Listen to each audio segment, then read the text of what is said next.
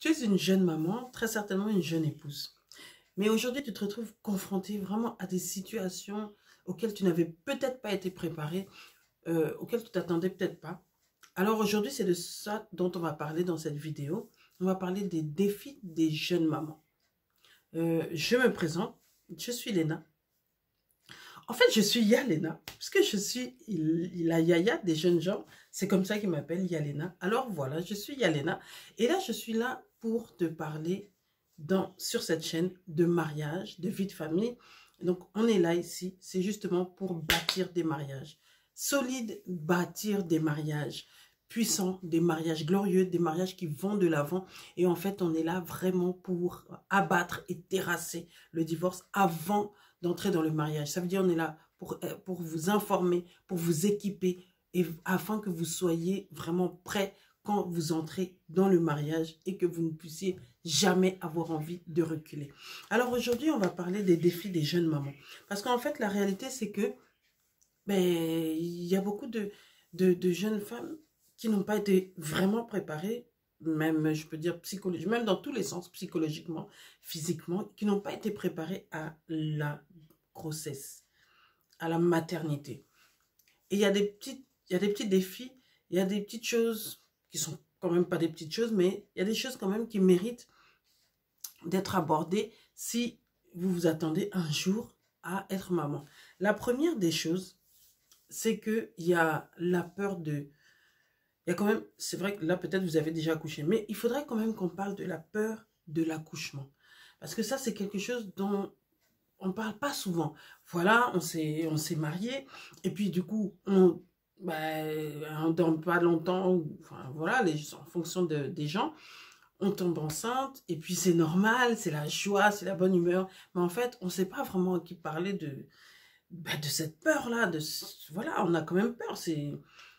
très souvent, c'est la première, ça va être la première grossesse, c'est la première fois, et donc c'est beaucoup de premières fois, et là, on a le droit d'avoir peur. On a le droit d'avoir peur de l'accouchement, peur de comment ça va se passer et tout. Alors que, en fait, justement, c'est très important de parler d'abord de cette peur et aussi de pouvoir maîtriser cette peur-là. Parce que c'est pas l'idéal d'avoir peur. Il va falloir vraiment travailler pour être à l'aise et vivre sa grossesse vraiment pleinement, sereinement et avec joie. Profiter, ça veut dire, de sa grossesse. Donc moi, je vous encourage vraiment, d'abord la première des choses, votre grossesse, bien sûr, vous n'avez pas attendu d'être enceinte, j'espère, pour commencer à remettre votre grossesse entre les mains de Dieu, parce que vous savez que moi, c'est toujours ce que je préconise. Commencez d'abord par remettre toutes choses entre les mains de Dieu. Et d'ailleurs, il y a un livre dont je voudrais vous parler, que moi j'ai lu lors de ma première grossesse, qui s'appelle Naissance surnaturelle. Alors là, à mon avis, il va être ça va être un peu écrit à l'envers. Il s'appelle Naissance surnaturelle. Il est vraiment... Moi, moi j'avais vraiment trouvé qu'il m'avait vraiment aidé. Et on parle aussi des thèmes comme la peur de l'accouchement, en fait, la peur. Donc, je vous le recommande vraiment. C'est Naissance surnaturelle et l'auteur est Jackie Mize. En tout cas, ça s'écrit M-I-Z-E. Jackie Mize. Voilà, ça c'est vraiment un livre que je voudrais déjà commencer par vous recommander. Vous allez pouvoir parler, dans ce livre, vous allez pouvoir déclarer des paroles, confesser de ce que vous avez besoin de confesser, de manière à ne pas avoir peur lors de l'accouchement, et de manière vraiment à ce que vous soyez sûr de vous et que vous compreniez vraiment que Dieu est avec vous lors de cet accouchement et que le plan de Dieu, ça n'est pas que les choses se passent mal. Quoi qu'il en soit, on est des êtres humains et il y a des choses qui arrivent. Et quand les choses arrivent, il faut que vous soyez consciente que Dieu est là pour vous aider à maîtriser les choses. Donc, donc cette peur de l'accouchement, elle peut être vraiment maîtrisée. Et je vous encourage vraiment à en parler à quelqu'un et à prier pour ça. Vraiment, remettez cette peur entre les mains de Dieu. Vous allez voir que vous allez avoir une paix. Vous allez vous sentir beaucoup mieux. Et ça va faire tout le long de la grossesse. Voilà, vous avez peur de la douleur, comment ça va se passer et tout ça là. Il faut remettre tout ça en prière. Et aussi, le mieux, c'est quand même de trouver des personnes qui vont pouvoir... Alors, vous n'avez pas trouvé les personnes qui ont eu des situations catastrophiques lors de l'accouchement. Vous parlez à des gens quand même qui vont vous encourager, qui ne vont pas vous faire peur davantage. On s'entend bien quand même. Donc, voilà. Pour la peur de l'accouchement, c'était ce que je voulais vous dire. Et aussi, on doit parler quand même de la transformation de votre corps. Parce que effectivement, y a des gens qui ne veulent pas vraiment se l'avouer, mais dès que vous envisagez d'avoir des enfants, ben, tout de suite, forcément, on commence à penser à la transformation de votre corps. Que vous le vouliez ou non, ça, vraiment, votre corps va se transformer. En tout cas, avant que vous n'ayez accouché, soyez-en sûrs, le corps va se transformer. Et ça, je pense que vous devez aussi commencer à vous préparer petit à petit. Je ne sais pas, peut-être quand vous regardez la vidéo, peut-être que vous êtes au début de votre grossesse, ou je ne sais pas, mais vous avez vraiment besoin de commencer à vous préparer psychologiquement, à comprendre et à accepter, parce que ça, c'est quelque chose qu'il faut accepter. Votre corps demain, vous êtes peut-être à 3 mois ou 2 mois, je ne sais pas. Mais dès que vous allez commencer à arriver 4 mois, 5 mois, il va commencer à bouger, votre corps va commencer à changer. Vous voyez bien sur les femmes. Donc, vous savez que votre corps, votre ventre va changer, la peau commence à changer. Et en fait, c'est différent selon les personnes. Donc, ça ne sert à rien d'avoir peur de la transformation du corps. Mais par contre, il faudrait commencer à accepter ça. Pendant votre grossesse, il va falloir vous maintenir en beauté, par exemple. Parce que la transformation, elle peut apparaître n'importe où. Il y a des gens, il y a des femmes qui ont un nez qui gonfle. Je ne sais pas pourquoi ce phénomène. Il y a des femmes qui ont un nez qui gonfle. Il y a des pieds qui gonflent. Il y a les seins qui augmentent. Donc la poitrine elle peut prendre vraiment une taille... énorme, il y a, voilà, des hanches, les hanches se développent. En fait, tout dépend. La peau, votre peau, même du visage, vous voyez comme un masque qui commence à arriver, le masque de grossesse. Donc, tout ça, en fait, quand vous prévoyez d'avoir des enfants, vous savez bien que ça va arriver. Mais seulement, vous ne savez pas exactement ce qui va vous arriver à vous. Et il y en a aussi qui ne bougent pas. Tant mieux pour elles, hein. Donc ça, c'est très, très, très important. Je vous conseille vraiment, et ça aussi, c'est des choses aussi dont vous devez vous ouvrir, vous devez vous en ouvrir à quelqu'un. Je ne sais pas si c'est correct ce que je dis. Vous devez en parler à quelqu'un. Parce que toutes ces choses, toutes ces préoccupations-là, ça ne sert à rien de les garder pour vous. Donc, c'est vraiment important de pouvoir en parler à vraiment quelqu'un qui va pouvoir vous encourager et aussi d'en parler aussi à votre mari. Et là, vraiment, je parle aussi à vous, messieurs, vous avez besoin, c'est le moment, vous avez besoin d'encourager votre épouse, vous avez besoin, même si vous voyez son corps changer, se transformer d'une manière à laquelle vous ne vous attendiez pas, c'est le moment pour vous de la soutenir, de l'encourager, de l'aimer, tout simplement, de lui faire des compliments. Faites des compliments, ne soyez pas avare de compliments, parce que si déjà elle se sent pas trop bien dans ce corps qui change et qui bouge, et que vous la complimentez pas, vous la regardez comme un pachyderme, c'est pas comme ça qu'elle va se sentir rassurée. Donc vraiment, j'encourage aussi, messieurs, à encourager aussi votre femme à passer vraiment cette grossesse avec elle. Ne pensez pas que c'est un truc de femme et puis que vous n'avez rien à voir, vous n'avez rien à faire. Non, passez du temps avec elle. Entourez-la vraiment de votre amour, entourez-la de votre présence et n'oubliez pas de lui faire des compliments parce que ça joue beaucoup. Vraiment dans le mental des femmes, on se sent bizarre en fait. Bizarre, vraiment, c'est le mot. On a besoin de vos encouragements. Donc ça, c'était pour la transformation du corps. Et puis, aussi, les dames, les jeunes dames, vous avez besoin aussi de penser que ben, il faut garder, ça va être ça va pas être très facile, mais il faut garder aussi ce côté glamour. Parce que là, c'est un défi quand même, de garder le côté glamour. Alors, il y en a qui y arrivent. Je voulais quand même faire une parenthèse pour la transformation du corps. Je voulais préciser quand même qu'après la grossesse, il y a beaucoup de femmes aussi qui ont cette chance, je ne sais pas si je dis c'est une chance ou grâce, de récupérer leur taille correctement Et il y a aussi des gens après, il y en a d'autres qui vont devoir faire beaucoup d'efforts. Ces autres-là, dont je fais partie, qui vont qui vont devoir faire beaucoup d'efforts pour revenir à une taille normale. Et donc, on ne peut pas savoir à l'avance. C'est pour ça qu'il faut accepter cette transformation du corps. Quand je parlais je reviens donc au glamour, c'est important parce que la grossesse, ça ne veut pas dire que c'est le moment pour perdre tout votre côté glamour que vous aviez, avec lequel votre homme vous a connu, tout votre côté sensuel. Voilà, vous restez une femme, vous restez vous, et il n'y a pas de raison pour que, voilà, que ça disparaisse. Mais la réalité, c'est que ça va être quand même un challenge, ça va être quand même un défi. Ce côté glamour-là, déjà, ça change un peu quand vous entrez, monsieur et madame, dans la maison commune. Donc, dans la maison de mariés, quoi. Dans la maison de famille. Déjà, ce glamour-là, il est déjà moins évident à maintenir parce qu'avant, vous étiez chez vous et d'un coup, vous arrivez dans la maison. Voilà, il y a des choses de l'hygiène, des fois, qui sont moins glamour. Il y a des choses, voilà, on découvre des choses qui sont peut-être voilà, moins glamour. Et donc, pendant que vous allez changer, voyez, vous avez, des fois, vous pouvez avoir tendance à vouloir oublier votre côté, justement, ce côté-là de séduction et tout ça. Alors moi, je vous recommanderais vraiment de prêter attention à ce côté-là, non seulement pendant votre grossesse, mais aussi après, parce que ça, c'est le côté vraiment qu'on a la facilité de négliger. Pourquoi? Parce que justement, vous êtes en train de vivre une expérience, excusez-moi, vous êtes en train de vivre une nouvelle expérience et qui peut être vraiment très, très éprouvante pour certaines femmes.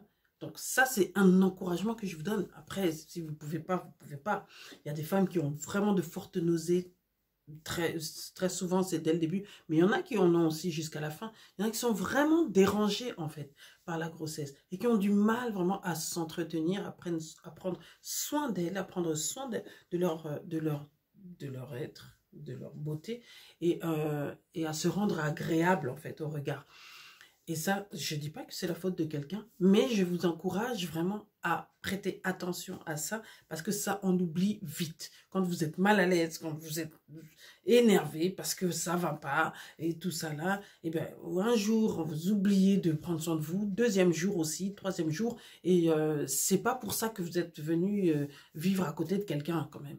Vous êtes venu vivre aussi à côté de quelqu'un, et ça ne sera pas la meilleure des choses que de vous oublier, déjà rien qu'au niveau de la grossesse, parce que le bébé arrive, il y a encore du travail, et même il y a encore beaucoup de travail, donc il ne faut pas oublier de prendre soin de vous. Prenez soin de faire, si vous étiez quelqu'un qui faisait les ongles, prenez soin de faire les ongles, levez-vous le matin, faites-vous une petite fraîcheur, même s'il y a un petit maquillage naturel, faites-le, petite fraîcheur naturelle, restez agréable, restez vraiment...